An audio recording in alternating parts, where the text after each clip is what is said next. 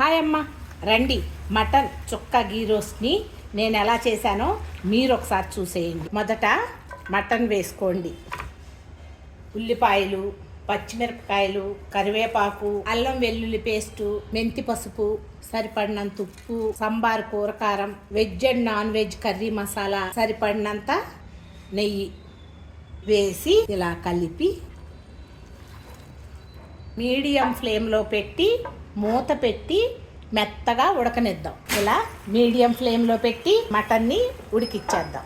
మటన్ని ఇలా మెత్తగా ఉడకనివ్వండి. ఇప్పుడు దించేసుకుందాం. నెయ్యి వేసుకోండి, బిరింజాకు, యాలకులు, చిన్నగా కోసుకున్న ఉల్లిపాయ ముక్కలు, పచ్చిమిరపకాయ ముక్కలను కూడా వేసేయండి. కరివేపాకు కూడా వేసి హై ఫ్లేమ్లో పెట్టి టోస్ట్ చేయండి. బ్రౌన్ కలర్ వచ్చిన తర్వాత మటన్ని వేసేయండి. ఈ మసాలాలన్నీ వేసి ఉడకపట్టుకున్న మటన్ ఇలా వేసి ఒకసారి తిప్పేసి